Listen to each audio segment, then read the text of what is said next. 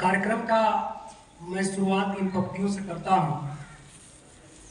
लहरों से डरकर नौका पार नहीं होती, अब कोशिश करने वालों की कभी हार नहीं होती। कितने लोगों ने सुना है इसको? शाबाश। तो हमारे साथ दोहराएंगे आप। लहरों से डरकर नौका कोशिश करने वालों की कभी हार नहीं होती। शाबाश। असफलता एक चुनौती है, इसे स्वीकार करो। बोलिए, असफलता एक चुनौती है, इसे स्वीकार करो। क्या कमी रह गई देखो और सुधार करो। शाबाश। जब तक ना सफल हो तुम, नींद चैन को त्यागो तुम। बोलो, जब तक ना सफल हो तुम, नींद चैन को त्यागो तुम। संघर्ष का मैदान छोड़कर मत भागो तुम। कुछ किए बिना ही जय जयकार नहीं होती, और कोशिश करने वालों की कभी हार नहीं होती। शाबाश, बहुत बढ़िया। तो ये हमने 4 पंक्तियां इसलिए पढ़ी कि आपका ध्यान हमारी तरफ आकर्षित हो जाए और इधर उधर जो आपका अगर दिमाग कहीं भटका हो तो वो केंद्रित हो जाए यहाँ पर। हम स्वागत करते हैं यहाँ पर आए सभी मीडिया बंधु का और यहाँ के जो प्रबंधन कमेटी हैं, प्रधानाचार्य, टीचर्सगण और छात्रों। ये खुशी है मुझे कि मुझे आज यहाँ आने का मौका मिला और एक बार मौका मिला तो मैं बार बार आऊँगा, कह के आऊँगा, रिक्वेस्ट करके आऊँगा। मुझे अच्छा लगता है आप लोगों के बीच में रहना, क्योंकि पंडित नेहरू जी ने एक लाइन लिखी थी किसी बुक में कि childhood is the kingdom where nobody dies. बचपना वो साम्राज्य है जहाँ किसी की मृत्यु नहीं होती है। तो अगर व्यक्ति के अंदर बचपना जिंदा है, बचपना मीन्स लड़कपन नहीं, कुछ सीखने की ललक, बचपना के मीन्स सीखने की ललक। बच्चों में क्या होता है, जब बहुत सारे ज़्यादा छोटे बच्चे जब होते हैं तो पानी को पानी टच करके महसूस करते हैं कि पानी है, गर्म को गर्म टच करके महसूस करते हैं। हर चीज़ वो करके सीखते हैं, जैसा विज्ञान में सिखाया जाता है, करके ही सीखना है। और उस तरह की जीविका आपके अंदर ललक रहे, जानने की इच्छा रहे, तो आपके अंदर बचपना जिंदा होगा। अब बचपना जब जिंदा होगा तो वृद्धावस्था नहीं आएगी और ताउम्र आपकी उम्र बढ़ती चली जाएगी। तो बच्चों के बीच में रहना मुझे अच्छा लगता है। फिजिक्स से मुझे ज़्यादा लगाव है, तो मैं सर से रिक्वेस्ट भी करूँगा, फिजिक्स के क्लासेस भी लूँगा जो 12th क्लास के बच्चे पढ़ते हैं फिजिक्स। और मेरी रुचि रही है जेई और नीट के बच्चों को पढ़ाने के लिए फिजिक्स, खासतौर से मॉडर्न फिजिक्स और ऑप्टिक्स से मैं पूरी तरह पारंगत हूँ। पोस्ट ग्रेजुएशन में चूँकि मेरा ये टॉपिक रहा, मैं इस पर शोध पत्र भी लिखा, पीएचडी नहीं कर पाया, लेकिन इन दोनों चीज़ों पर, मॉडर्न फिजिक्स पर और ऑप्टिक्स पर गाड़ी पकड़ है। तो इस टॉपिकों पर मैं चाहूँगा आपसे रूबरू होऊंगा। आज जिस सेशन के लिए मैं आया हूँ, आज सेशन चूँकि दूसरा है, इस पर ज़्यादा समय नहीं लूँगा आपका। आज के समय में कितने लोग कंप्यूटर आप में इसमें पढ़ते हैं, जो कंप्यूटर ले रखे हैं सब्जेक्ट के रूप में 11th 12th या हाई स्कूल में? शाबाश। कोई बच्चा बताएगा कि आर्टिफिशियल इंटेलिजेंस शब्द जो है कंप्यूटर की दुनिया में कब आया? एआई शब्द नाम सुना होगा आप लोगों ने, एआई। ये कंप्यूटर की दुनिया में किस सन में ये शब्द आया? शाबाश। देखिए, लड़का जो है बिल्कुल करीब पहुंच गया है। ये 50 और 60 के दौर में, मैंने आज से लगभग 75 साल पहले ये शब्द आ गया था। किसी साइंटिस्ट ने जो है इस शब्द का नाम दिया था आर्टिफिशियल इंटेलिजेंस का। हाँ, शाबाश, बहुत बढ़िया, बहुत सारे बच्चे जानते हैं भाई। तो ये तो और भी सभी बच्चे बधाई के पात्र हैं, बहुत बढ़िया। इसका मतलब बच्चे जागरूक हैं।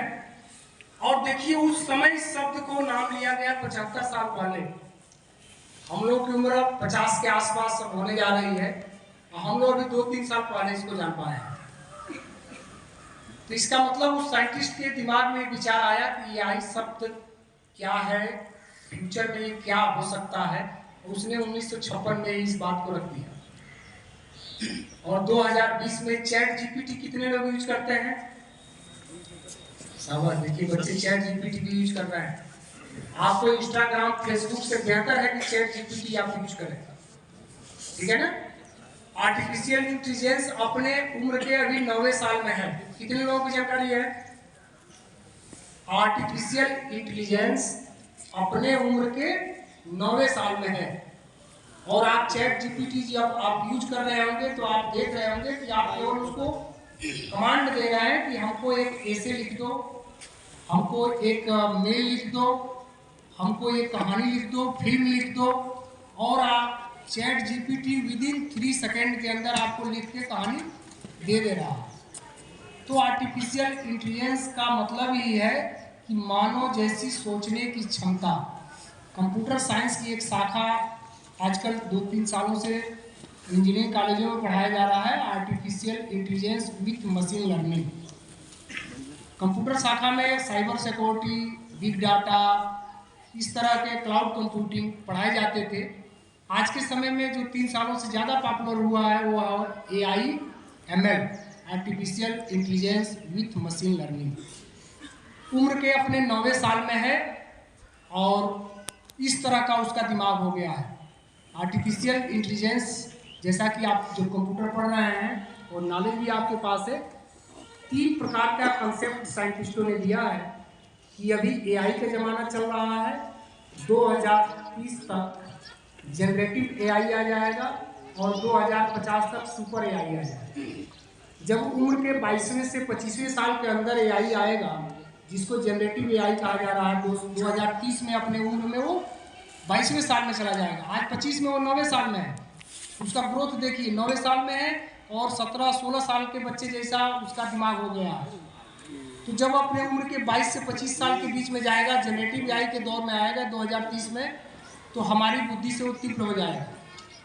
और 2050 में जो डर है साइंटिस्टों को कि कहीं मानव के खिलाफ ही वो ना खड़ा हो जाए, यानी उसके अंदर भी आत्मा ना आ जाए, उसके अंदर भी जिसको आप कॉन्शियसनेस कहते हैं, चेतना ना आ जाए, ये डर है। लेकिन उस डर से अभी डरना नहीं है। किसी चीज़ का जब शुरुआत होती है तो बहुत डर लगता है। अभी बड़ी बड़ी IT कंपनियों को भय है कि AI नौकरियों को खा जाएगा, लेकिन ऐसा अभी हम लोगों को नहीं सोचना है। इसके कुछ दुष्परिणाम आए हैं AI के, जिस दुष्परिणाम पर उत्तर प्रदेश पुलिस के DGP महोदय द्वारा संज्ञान लेते हुए उत्तर प्रदेश पुलिस को एक दिशा निर्देश निर्गत किए गए हैं कि आप समाज में जाकर, खास तौर से स्कूलों में और कॉलेजों में और यूनिवर्सिटियों में जाकर छात्रों को हम लोग मोटिवेट करें। इस AI के जो खतरे हैं, जिसका सबसे बड़ा खतरा हमारे साइबर क्राइम के रूप में देख रहे हैं। साइबर क्राइम इस तरह से व्यापक रूप से बढ़ रहा है कि चोरी, लूट, डकैती जो फिजिकली रूप से होता था वो सुनने में रेयर केस में आता है। महीने में एक आध कहीं चोरी और लूट और डकैती हो रही है। समाज के 5% लोगों का साइबर क्राइम के, चाहे उनका फोटो वायरल हो जा रहा है, चाहे उनके पैसे कट जा रहे हैं, चाहे उनकी ID हैक हो जा रही है, 100 लोग अगर यहाँ बैठे हैं तो 5 लोगों के साथ पर डे साइबर फ्रॉड हो रहा है। इसमें सबसे बड़ा योगदान आजकल AI का है। आपके 4 फोटो को एड करके कोई वीडियो बन जा रहा है, किसी का सिर लग जा रहा है, आपके और आपका परिवार का आवाज़ सेट कर दिया जा रहा है, साउंड भी सेट हो जा रहा है। मैं यहाँ बोल रहा हूँ, मेरा फोटो लेके वीडियो बना के और मेरी आवाज़ उसमें काफ़ी हो जा रही है AI टूल्स के माध्यम से। तो ये जो साइबर अपराध के बढ़ते खतरे हैं, इसके लिए उत्तर प्रदेश पुलिस एक मुहिम स्टार्ट कर रही है, जिसमें आप जैसे नौजवानों की भागीदारी महत्वपूर्ण है। क्योंकि कहीं ना कहीं आप जब कंप्यूटर पढ़ रहे हैं तो आप लैपटॉप और कंप्यूटर यूज कर रहे हैं, मोबाइल यूज कर रहे हैं। तो 2 चीज़ें आपको बतानी है। एक तो आपको इस अपराधों से बचना है, स्वयं इस तरह के अपराध आप न कर बैठें अनजाने में, और दूसरे आप स्वयं और अपने परिवार, रिश्तेदार, पड़ोसियों को इस अपराधों से बचाने के लिए जागरूक करें। एक आदमी को बचाएगा तभी इस अभियान की उपयोगिता साबित हो पाएगी। आप न 10 को जागरूक करें, आप केवल जिम्मेदारी लें कि मैं अपने परिवार में जितने सदस्य हैं उसको तो अवेयर कर दूंगा कि जो अब तक 20 प्रकार के साइबर क्राइम चिन्हित किए गए हैं पुलिस के द्वारा, कि इस तरह के साइबर क्राइम हो रहे हैं। सबसे जो पॉपुलर साइबर क्राइम है वो है digital house arrest. Digital house arrest का मतलब है कि जब साइबर अपराधी किसी व्यक्ति को फ़ोन करता है, वो वीडियो कॉल के या व्हाट्सएप कॉलिंग के माध्यम से फ़ोन करता है, उसके DP पर, अगर ऑडियो कॉलिंग है व्हाट्सएप की, तो उसकी जो DP होती है उस पर पुलिस की यूनिफॉर्म लगी हुई कॉलिंग आ रही है। या किसी थाने का बैकग्राउंड उस पर लगा है, किसी जांच एजेंसी का बैकग्राउंड लगा है, सीबीआई का, ईडी का, जितनी और भी जांच एजेंसियां हैं।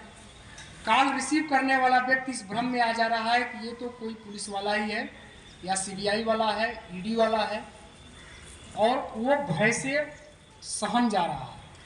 जो साइबर क्रिमिनल है आपको मौका ही नहीं दे रहा है कि दूसरों से आप बात करके तस्दीक कर पाएँ, क्लियर कर पाएँ कि ये जो कॉल आ रही है फ्रॉड है या सही है। आप उसके झांसे में आते हैं। इस तरह से भयोक्रांत आपको कर देता है कॉलर।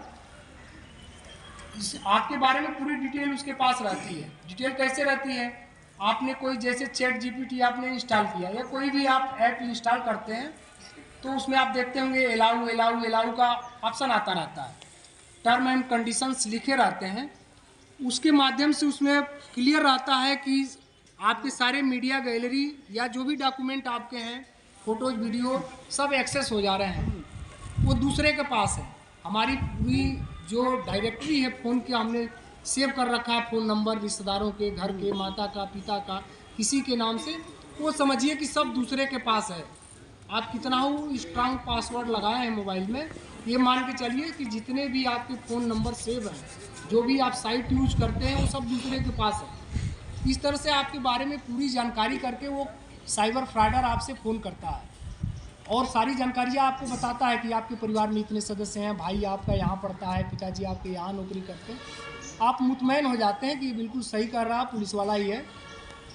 आपको धौंस दिखाता है कि आपको आपके कमरे में ही डिजिटल हाउस अरेस्ट किया जा रहा है और इस वीडियो कॉलिंग के दायरे में ही आप रहेंगे। यही अगर बाहर निकलेंगे तो हमारी एजेंसी की पुलिस घूम रही है, आपको अरेस्ट कर लेगी।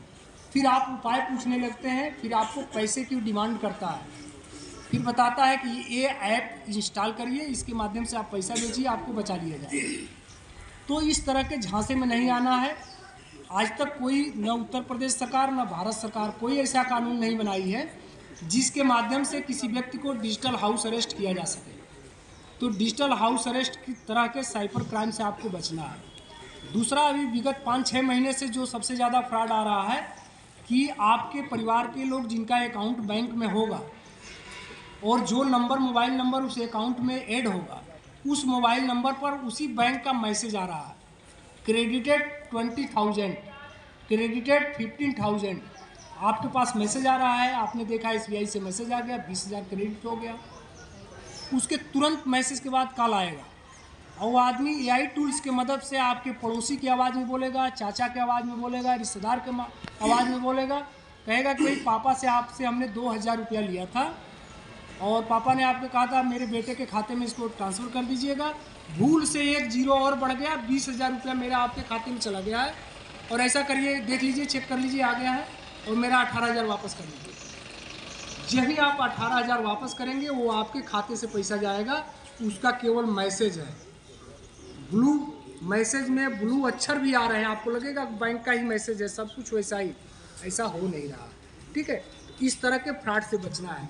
बाकी और OTP मांग लेना, लिंक पर क्लिक कर लेना, इस तरह के साइबर अपराध 20 साल से चल रहे हैं। जब से इंफॉर्मेशन टेक्नोलॉजी एक्ट बना है वर्ष 2000 में, आज से 25 साल पहले, तब से इस तरह के अपराध चल रहे हैं। लेकिन ये दो तरह के अपराध, जिसमें एक मैसेज, टेक्स्ट मैसेज आ रहा है बैंक की तरफ से और दूसरा डिजिटल हाउस अरेस्ट, तो ये बिल्कुल नए कंसेप्ट पर है। हो सकता है आने वाले समय में फिर कोई नई खोज हो जाए, नए तरीके से फिर अपराध करे सब। इसका एकमात्र उपाय केवल जागरूकता है। अभी उत्तर प्रदेश पुलिस या किसी भारतीय पुलिस के पास ऐसा कोई संसाधन नहीं है कि हम साइबर हैकरों तक पहुंच जाएं। कुछ स्टेटों में ऐसे खास जगह हैं जहां पर बीटेक साइबर सिक्योरिटी से पढ़ने वाले लड़के जो हैकर्स होते हैं, जो उसकी पढ़ाई करते हैं, वो इस कामों में इन्वॉल्व हैं।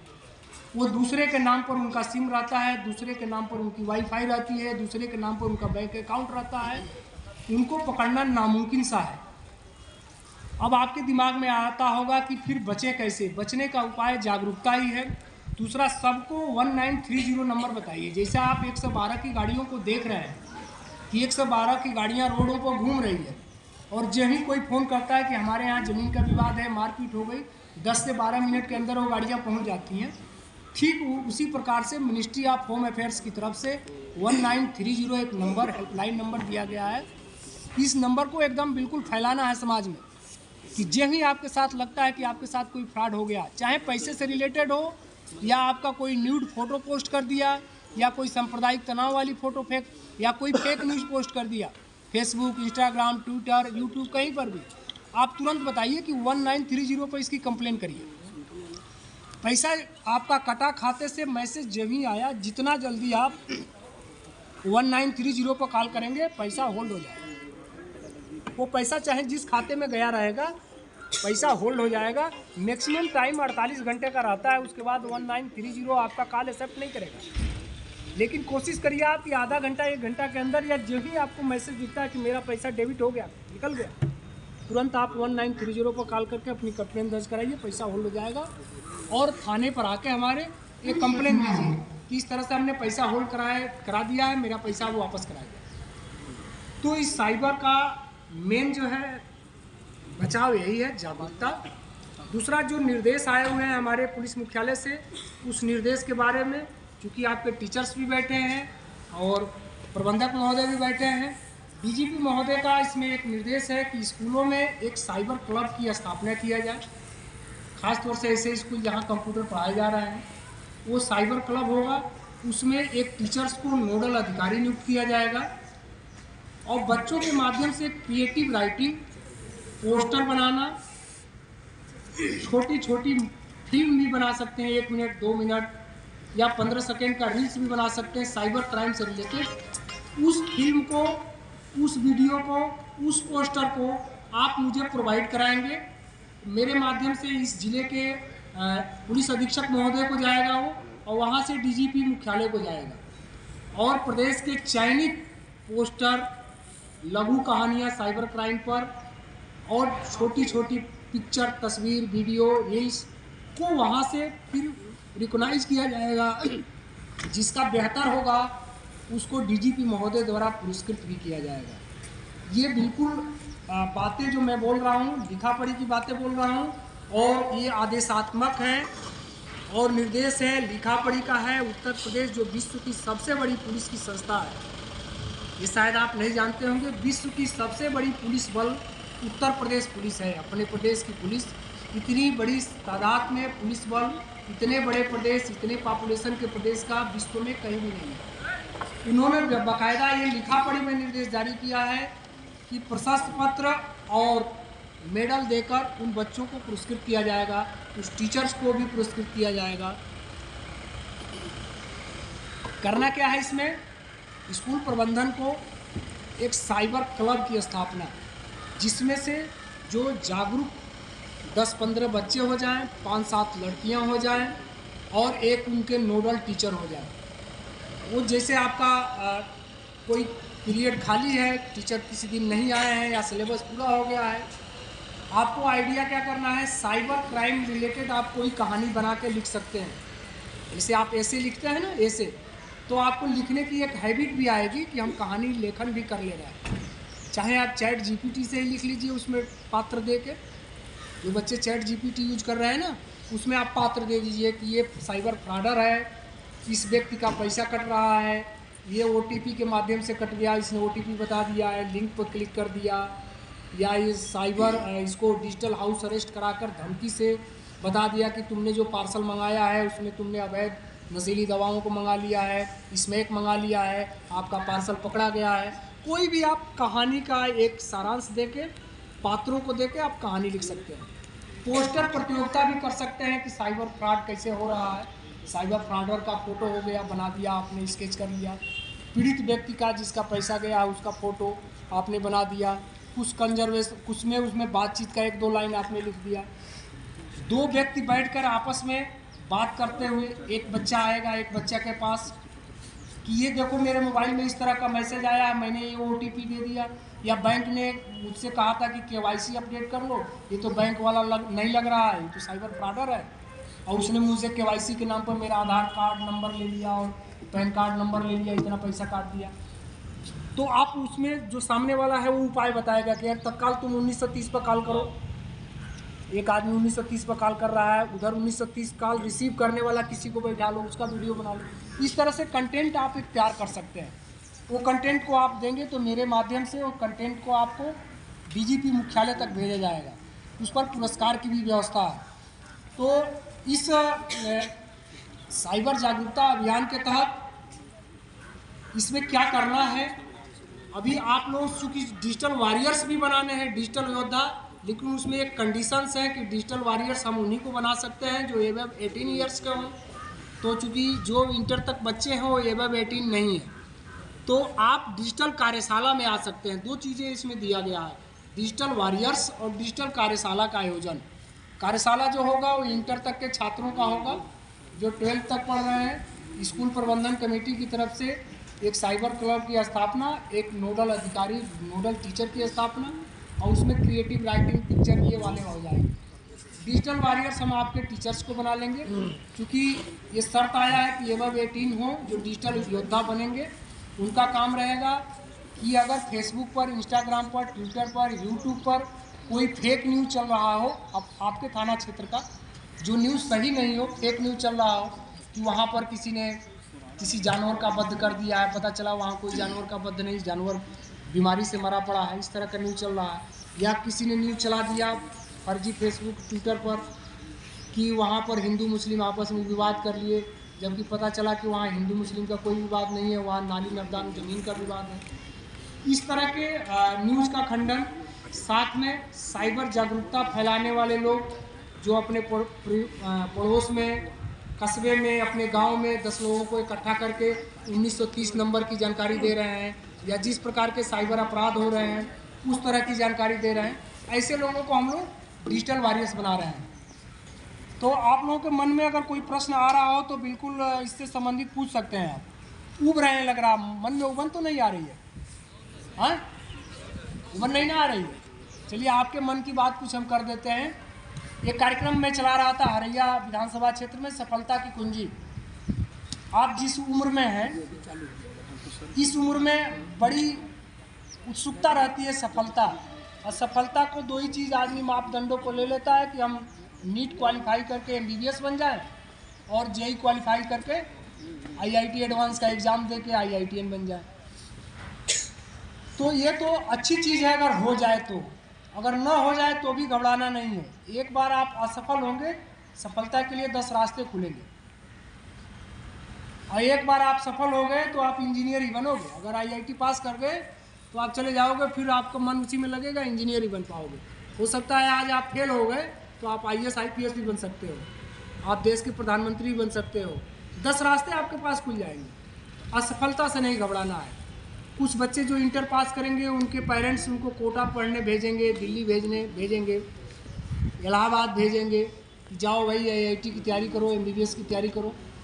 तैयारी आपको पूरे मन से करना है, लेकिन हतोत्साहित नहीं होना है कि मैं फेल हो गया। बच्चे क्या कर ले रहे हैं? सुसाइड कर ले रहे हैं।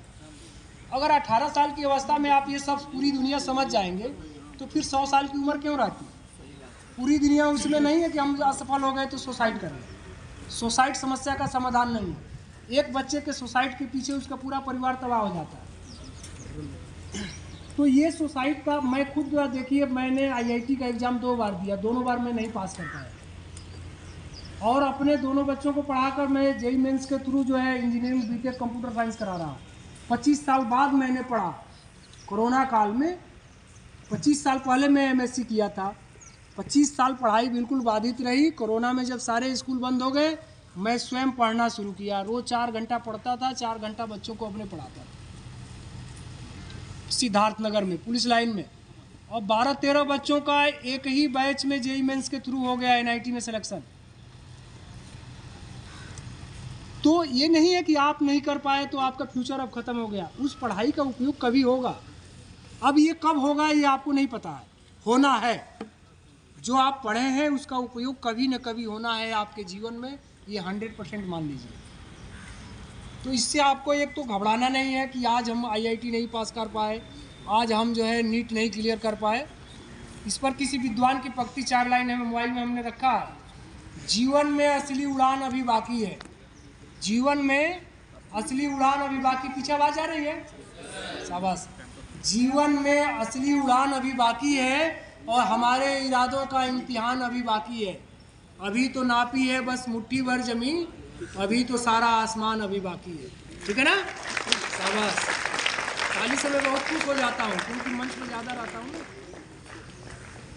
इसमें दो शेर अभी और बताऊंगा आपको, दो लाइन का, तीन लाइन का।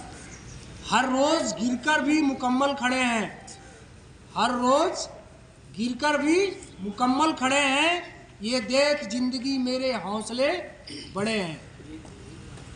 अगली 3 लाइन और है इसमें। अभी तो उड़ान है, दास्तां अभी बाकी है, अभी तो उड़ान है, दास्तां अभी बाकी है, और उड़ान मुकम्मल होने तक आसमां अभी बाकी है। तो यही लास्ट नहीं है कि हम जेई और नीट के और क्वालिफाई कर लें। अब आते हैं मेन पॉइंट पर जो आप सुनना चाहते हैं, सफलता की कुंजी। तो सफलता की कुंजी क्या है? सफलता की कुंजी आपकी स्ट्रेटजी है, उस पर हार्ड वर्क है। बड़ा लक्ष्य बनाइए, एम आपका बड़ा हो और स्टार्ट छोटे से हो। टारगेट आपका रहा है कि मैं फिजिक्स, केमिस्ट्री, बायो में मैं 100% लाऊंगा, 100 में 100 नंबर लाऊंगा, लेकिन शुरुआत आप 33% से भी कर सकते हैं। ठीक है? तो आपको पहले अपने सफलता के लिए क्या होना चाहिए? एम का निर्धारण, कि आपका लक्ष्य क्या है। बिना लक्ष्य के अगर चलेंगे कि हम पढ़ रहे हैं 10 घंटा 20 घंटा, लक्ष्य कुछ नहीं पता है, तो उस पढ़ाई का कोई मकसद नहीं है। पहले आपको लक्ष्य तय करना है। जैसे आपका यहाँ से लक्ष्य है कि एग्ज़ाम दिया आपने, सर ने 1 घंटा आके आपका समय और ले लिया, लक्ष्य आपका दिमाग में बना हुआ, घर पर पहुँचना है, खाना खाना है, तो आप यहाँ से निकलेंगे तो सीधे घर पर ही पहुँचेंगे। घर पर पहुँचने के लिए आपको साधन चाहिए, रास्ता चाहिए, स्ट्रेटजी और प्लानिंग चाहिए। उसी तरह से सफलता पाने के लिए आपका सबसे बड़ा चीज़ है, बड़ा लक्ष्य बनाइए। लक्ष्य कैसा होना चाहिए? बड़ा होना चाहिए, कभी छोटा लक्ष्य नहीं बनाना, बड़ा लक्ष्य बनाना है।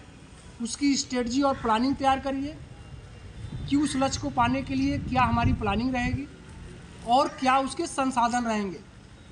जैसे पढ़ाई पीरियड में है तो संसाधन क्या रहेंगे? कुछ एनसीईआरटी की बुक और कुछ हेल्प बुक और कुछ सर के नोट्स, ये आपके संसाधन हो गए। पेन हो गया, लाइट की व्यवस्था हो गई, टेबल कुर्सी हो गया, ये संसाधन हो गए आपके।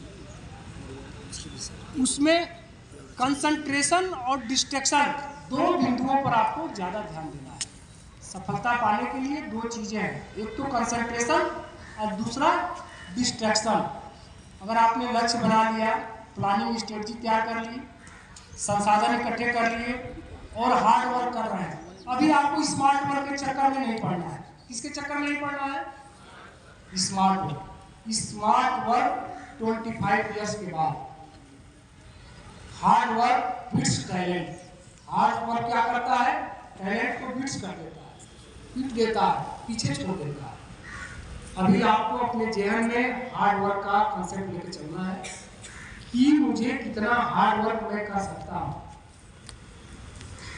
प्रत्याशा की सीमा, हिंदी पढ़ते हैं इंग्लिश में आप लोग? हिंदी मीडियम? अच्छा, इलास्टिसिटी, प्रत्याशा कितने लोगों ने सुना है? फिजिक्स में है, 12 में। प्रत्याशा की सीमा आप लोगों ने पढ़ा है? क्या बोले हैं? बोलिए। इलास्टिक लिमिट पढ़े आप लोग? कोई रबड़ या कोई रस्सी आप खींचते हैं तो वहीं तक जाएगा, उसके बाद वो टूट जाएगा। या आपने पेंडुलम दोलन में, ओसिलेशन में आपने पढ़ा होगा कि वो कोई वस्तु को ओसिलेट कराते हैं तो एक एक्सट्रीम पॉइंट पर जाता है। कहाँ पे जाता है? Extreme point. 10 मीटर होता है, फिर इधर भी जाता है तो एक्सट्रीम पॉइंट पे जाता है। उतना तक आपको हार्ड वर्क करना है। आप इसके लिए 10 दिन का अभ्यास कर सकते हैं कि मैं कितना हार्ड वर्क कर सकता हूँ। मैं 8 घंटा पढ़ सकता हूँ, 10 घंटा पढ़ सकता हूँ। छात्र जीवन में क्या होता है, हम लोग उस पॉइंट को ही नहीं पकड़ पाते हैं कि हमारी क्षमता कितनी है। आपकी एज के अंदर जो क्षमता है, 14 से लेकर 19 वर्ष के बीच में जो शरीर में हार्मोन्स हैं, चाहे वो मेंटली रूप से या फिजिकली रूप से, वो क्षमता है कि कोई बच्चा 27 फीट भी जंप कर सकता है। कितना कर सकता है? ओलंपिक पर 27 फीट भी जंप करते हैं, लॉन्ग जंप, और 10 सेकंड के अंदर भी 100 मीटर का रेस कर लेते हैं। और यही वो उम्र है जिसमें ओलंपियाड में भी वो मेडल जीतते हैं। ओलंपियाड एग्जाम देते हो क्या आप लोग मैथ साइंस का? और यही वो समय है जिसमें IIT में भी बच्चे टॉप करते हैं। इसके बाद उम्र खत्म हो जाती है, 19 वर्ष के बाद वो चीजें खत्म हो जाती है, फिजिकली रूप से भी और मेंटली रूप से। सबसे गोल्डन एज है 14 इयर्स टू 19 इयर्स, जिसमें आप फिजिकली रूप में भी आप एक्सट्रीम पॉइंट तक जा सकते हैं और मेंटली वर्क में भी एक्सट्रीम पॉइंट तक जा सकते हैं। आपको तय करना है कि क्या मैंने कभी जीवन में अब तक की जो लाइफ आपका गुजरा 15 साल 16 तक का, क्या हमने एक्सट्रीम पॉइंट को कभी टच किया? नहीं किए। 4 घंटा 5 घंटा स्कूल में पढ़े, गए नोट्स लिए, उतारे, कुछ ट्यूशन कोचिंग पढ़े, सो गए। आप ट्राई करिए कि एक्सट्रीम पॉइंट क्या मैं ना पढ़ सकता हूँ, क्या मैं 4 घंटा 5 साढ़े 4 घंटा सो के 20 घंटा अपनी स्टडी में लगा सकता हूँ क्या? ट्राई करिए। 20 घंटा लगेगा, 12 घंटा तक आएगा, 10 घंटा तक आएगा। उसको आपको ट्राई करना है एक्सट्रीम पॉइंट को, ठीक है? तो हार्ड वर्क का भी लेकर चलना है। स्मार्ट वर्क तो अपने आप आ जाएगा कि आपने 10 पेज का कोई ऐसे तैयार किया है, उसको 10 लाइन्स में ही शॉर्ट में लिख लिया, एग्जाम के समय उसी को रिवाइज किए, जाके 10 पेज लिख दिए, 10 लाइन्स को रिवाइज किए, 10। ये स्मार्ट वर्क है, वो अलग चीज है। अभी आपको हार्ड वर्क को कंसंट्रेट करना है। पता नहीं इसमें बच्चे जो बैठे हैं 2-4 साल बाद कोई बच्चा मिलेगा और पता चलेगा कि वो कहीं दिल्ली और चेन्नई और कानपुर IIT मिल गया। इसी में ग्रेजुएशन के बाद कुछ बच्चे मिलेंगे जो IAS IPS बचेंगे, इसको किसी को कुछ पता नहीं है, कुछ भी नहीं पता है। आप सोच रहे हैं कि सबसे कमजोर छात्र होगा अपने स्कूल का, ऐसा मत सोचिए। जो सबसे कमजोर होगा वो भी पता चलेगा कि वो कुछ और बन गया, जाके बहुत बड़ा बिजनेसमैन बन गया। तो कुछ भी जीवन का कुछ पता नहीं है। अपने माँ बाप गुरुजन का आदर करिए। जब तक विनम्रता आपके अंदर नहीं आएगी, विज्ञान बिल्कुल नहीं आएगा। तो पोलाइट बनना सीखिए। सबका आदर करेंगे ना तो आपके अंदर से गुस्सा खत्म हो जाएगा। इस उम्र में हार्मोन्स की वजह से गुस्सा बहुत होता है, तो उस गुस्से को कंट्रोल करना है। वो आपकी गलती नहीं है। हर आदमी जब इस एज में होता है, गुस्सा, चिड़चिड़ापन, ये सब चीजें बहुत आती हैं। तो आप लोगों को घर पर जाकर साइबर क्राइम अवेयरनेस करना है, ठीक है ना? साइबर जागरूकता को फैलाना है। अपने अपने परिवार को कितने लोग जाकर बताएंगे आधार कार्ड करें, और आप लोग नहीं बताएंगे अपने परिवार में। अगर आपके साथ साइबर फ्रॉड या आपके परिवार के साथ होता है तो किस नंबर पर डायल करेंगे आप?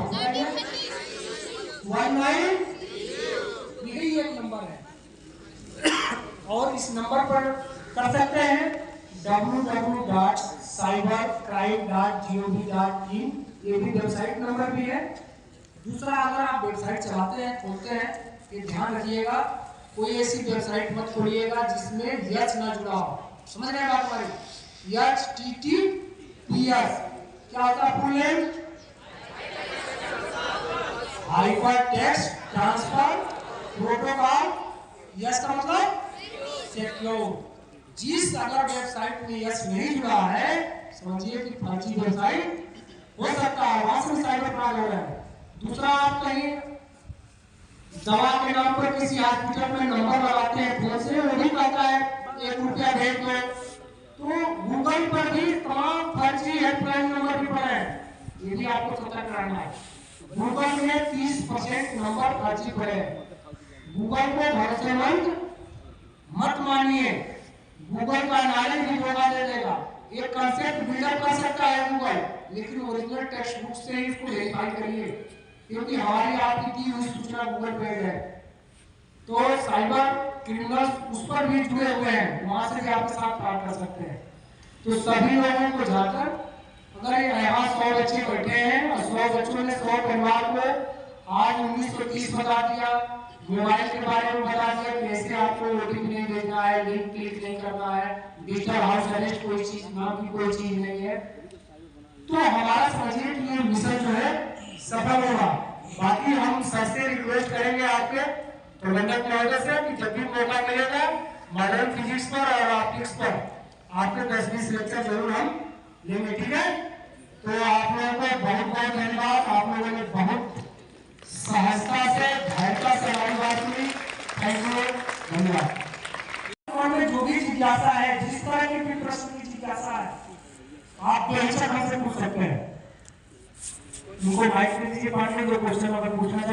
ये वाला ये भी साथ में दे दीजिएगा। कोई बच्चा कोई भी क्वेश्चन पूछिए, मुझे नहीं आएगा, आप ही मुझे कोई उत्तर बता देगा। साइबर से रिलेटेड जो टॉपिक आज का चल रहा है, सफलता से रिलेटेड, और आपके मन में और जो भी क्वेश्चन आ रहे हो तो ऐसे पूछ सकते हैं। कोई बच्चा खड़ा होकर पूछे तो खड़ा होके, ताकि सभी लोग देखें।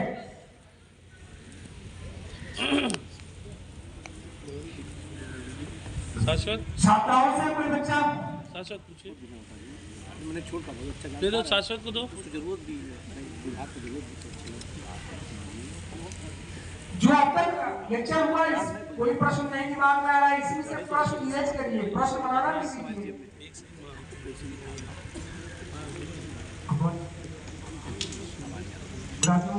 Good afternoon. Sir I wanted to ask that sir, मैं ये पूछना चाहता हूँ कि जो ये साइबर क्राइम हो रहा है सर, जनरली मतलब जैसे ये वेबसाइट्स बन रही हैं और सारी चीज़ें बन रही हैं, जो साइबर क्राइम कर रहे लोग वो मेनली किस चीज़ का यूज़ करते हैं, मतलब जैसे कौन सा लैंग्वेज या फिर क्या किस चीज़ पे ज़्यादा एक्टिव है जिसकी वजह से मतलब ऐसा हो रहा है? चलिए, आपके प्रश्न पूछने का जो मैं ऐसे समझ पा रहा हूँ कि जो साइबर क्रिमिनल्स हैं वो किस वेबसाइट का उपयोग कर रहे हैं या क्या चीज का उपयोग कर रहे हैं कि वो फ्रॉड कर पा रहे हैं। एक तो हर आदमी जो कंप्यूटर का थोड़ा बहुत भी ज्ञान रख रहा है, थोड़ा बहुत भी जावा पाइथन या सी लैंग्वेज भी थोड़ा बहुत भी जान रहा है, वो वेबसाइट डेवलपर हो जा रहा है। कोई ना कोई वेबसाइट डेवलप कर ले रहा है, कोई ना कोई ऐप डेवलप कर रहा है। इसके लिए सरकार द्वारा कोई प्रतिबंध नहीं है कि कोई व्यक्ति वेबसाइट डेवलप नहीं कर सकता है, जिसका फायदा उठाकर साइबर क्रिमिनल्स अपने वेबसाइट डेवलप करके या कोई ऐप डेवलप करके और उसके माध्यम से भी साइबर फ्रॉड कर रहे हैं। खासतौर से हम लोग यहाँ गए हुए हैं मेवात में, हरियाणा में एक पड़ता है डिस्ट्रिक्ट, वहां पर लगे ऐसे तालाब है, किनारे खाली जगह है, अपना लैपटॉप लेके 10-10 बच्चों का ग्रुप बैठा रहता है, जामताड़ा जगह है ना, ऐसे बैठे रहते हैं सब बच्चे, और दिन भर उनका यही काम है, फोन लगाना, मछली फंसाना, दिन भर यही काम है। जो उसके झांसे में आ गया, मान लीजिए 100 बार ट्राई किए, एक आदमी झांसे में आ गया, उसके खाते से 10-20 हजार निकाल के दिन भर की मजदूरी उनकी हो गई। उनका दिन भर यही काम है। यानी 100 बच्चों 100 लोगों को फोन उसने ट्राई किया कि आपका जो आपने पार्सल किया था वो पार्सल तो अवैध पार्सल है और आपके माता पिताजी को मैं बताऊंगा। या पता चला कि वो इस तरह का भी माइंड सेटअप देख लेते हैं सब, फेसबुक पर आपका उन्होंने देखा है कि आपका लड़के लड़की का फ्रेंडशिप है या आपके फोन से किसी लड़की से बातचीत है, पूरा डिटेल उनके पास है, आपको ब्लैकमेल करते हैं फोन करके कि भाई इस बच्ची के साथ आप ज्यादा बात किए हैं। अब आप समझते हैं कि हाँ हमने बात तो किया है, तो ठीक है, आपके पेरेंट्स को जो है मैं इस चीज को मैसेज कर रहा हूँ, आपके पिताजी का ये नंबर है, वो नंबर भी बताएंगे आपके पिताजी का। आप सोचेंगे कि तो बिल्कुल जान गया है, तो आप कहेंगे बचने का उपाय बताओ, तो कहेगा कैसे करो, 5000 रुपया आपकी क्षमता देखते हुए इस खाते में ट्रांसफर करो। ऐसे जो साइबर फ्रॉड हो रहे हैं, इसको कोई बच्चा अपने परिवार में नहीं बता रहा, संकोच कर रहा है। बिल्कुल आपको अगर इस तरह के फोन आपके पास आते हैं किसी साइबर क्रिमिनल्स का, जिसमें इस तरह की ब्लैकमेलिंग की जाती है कि तुम जो है बिना पापा को बताए यहाँ पार्क में घूमने चले गए थे, मैं आज तुम्हारे पापा को बताऊंगा आज तुमने स्कूल बंक किया था, इस तरह की जानकारी वो आपके पास रख रहे हैं, तो आप निसंकोच होकर अपने टीचर, पेरेंट्स, पुलिस को इन्फॉर्म करिए। उसको किसी को ब्लैकमेल करने के नाते पैसा ट्रांसफर मत करिए। फोन तुरंत डिस्कनेक्ट करिए। वीडियो कॉलिंग आ रहा है, आपके मोबाइल में नंबर सेव नहीं है, ब्लॉक कर दीजिए। व्हाट्सएप कॉलिंग आ रहा है, आपके मोबाइल में नंबर सेव नहीं है, आपको परिवार का नहीं है, ब्लॉक कर दीजिए। चलिए आप बताएं next question. Good afternoon sir, this is sir, मैं आपसे पूछना चाहता हूँ कि सर जो अगर पैसा वैसा कट जाता है फोन से, तो उसे आप लोग रिस्टोर कैसे कर लेते हैं? अगर कर लेते हैं तो उसे पकड़ क्यों नहीं पाते? बिल्कुल सही क्वेश्चन आपने किया है, बहुत बढ़िया। बच्चे का क्वेश्चन है कि अगर किसी का पैसा फ्रॉड के माध्यम से साइबर क्रिमिनल्स काट लिए, निकाल लिए, ले लिए, तो पुलिस उन साइबर क्रिमिनल्स को पकड़ क्यों नहीं पाती है? इसका मेरा उत्तर यह है कि जो साइबर क्रिमिनल्स हैं वो अपने नाम पर न उनका बैंक अकाउंट है, अपने नाम पर न उनकी सिम है, अपने नाम पर उनका ना लैपटॉप है, अपने नाम पर ना उनकी मोबाइल है, अपने नाम पर ना उनका वाईफाई है। आपका पैसा जेन्युइन करता है जिस खाते में जाता है, अगर तुरंत आपने 1930 पकड़ किया है तो उसी को होल्ड हो गया, वो पैसा पुलिस रिकवर करा देती है।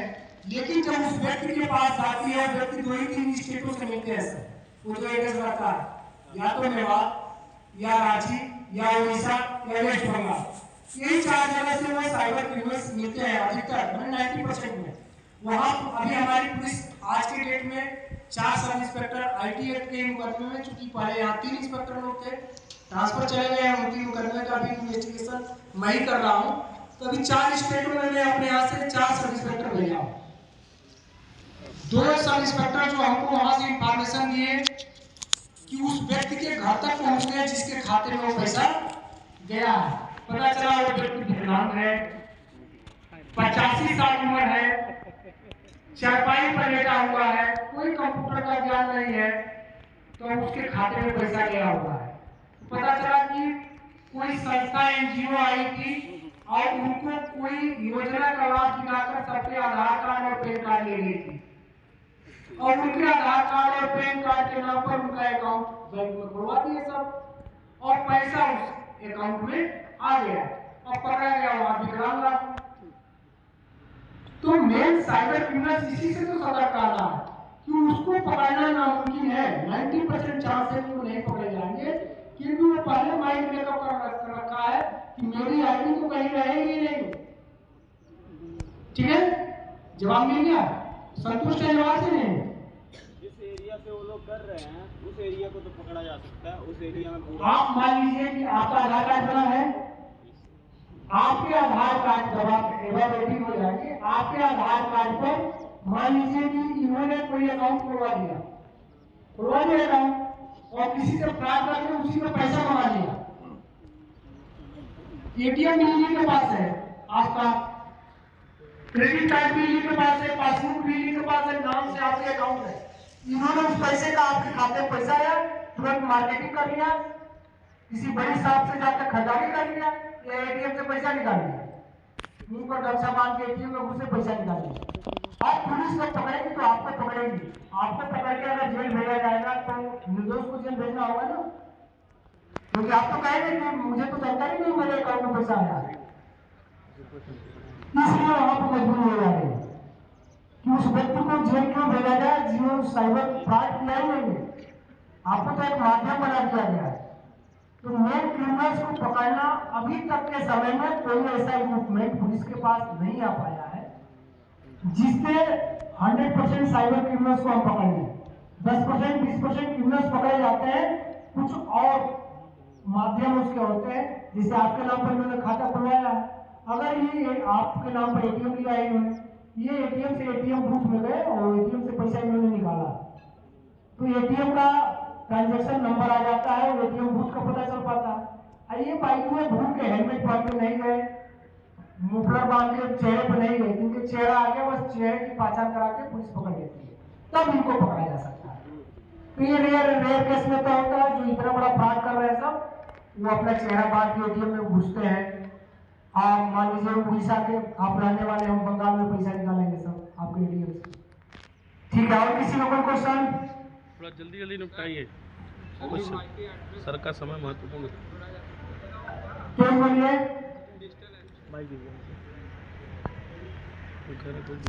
जो डिजिटल डिवाइस का IP एड्रेस होता है उससे तो जिससे फ्रॉड होता है उससे तो पकड़ा जा सकता है। IP एड्रेस से भी पकड़ा जाता है, जो क्या बोलते हैं इंटरनेट प्रोटोकॉल, क्या बोलते हैं इंटरनेट प्रोटोकॉल, जिसमें 256 डिजिट और क्या क्या वो चीजें होती है, उससे भी ट्रेस होता है, IP एड्रेस से भी ट्रेस होता है। हमने क्या कहा है कि IP एड्रेस को भी पकड़ना मुश्किल हो जा रहा है, क्योंकि वाईफाई भी दूसरे के नाम पर है, वाईफाई भी दूसरे के नाम पर, लैपटॉप भी दूसरे के नाम पर, मोबाइल भी दूसरे के नाम पर, सिम भी दूसरे के नाम पर।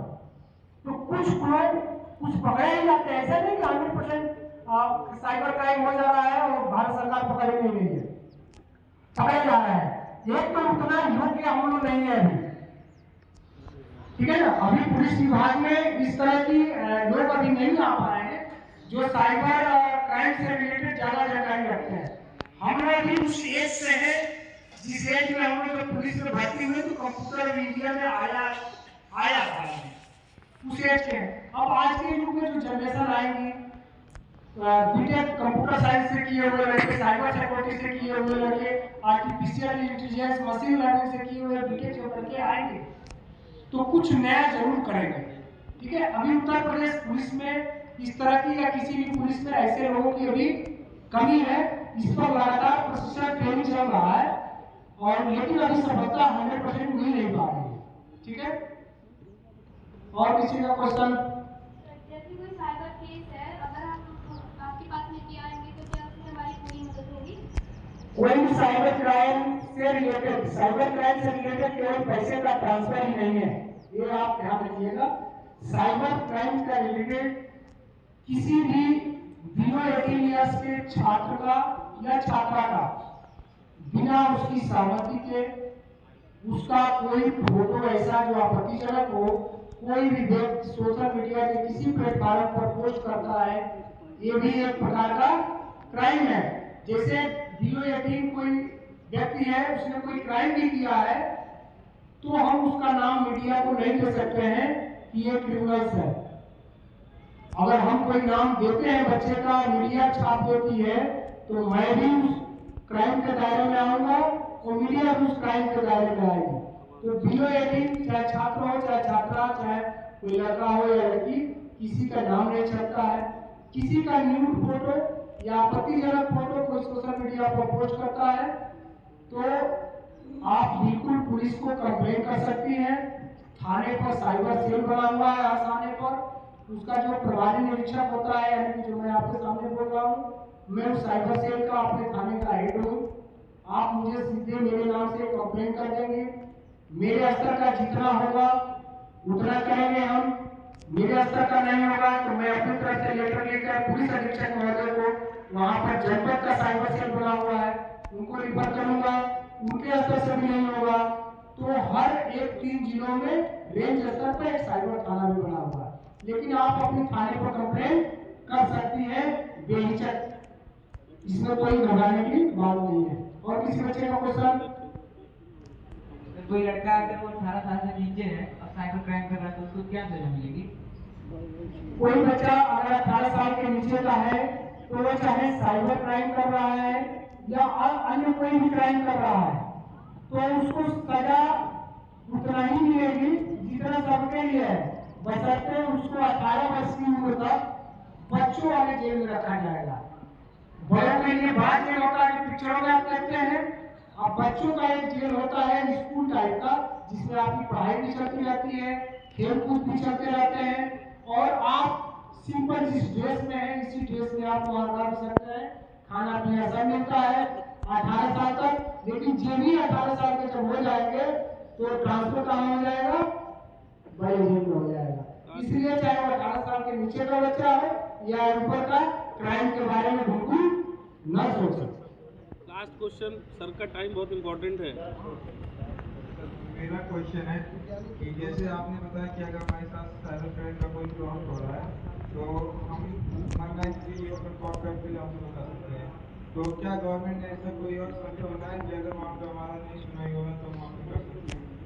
हाँ, उसके लिए संस्था है कि एक तो आप अपने थाने पर करेंगे 1930 का हम बता दिए कि 48 घंटे के अंदर करेंगे साइबर फ्रॉड होने की है, 48 घंटे के अंदर तभी आपको, यदि आप 1930 कॉल करेंगे, घंटी बजेगी, वहां से 2 चीजें बताई जाएंगी कि ये जानना है तो 5 दबाएं और 48 घंटे के अंदर फ्रॉड हुआ है तो 7 दबाएं।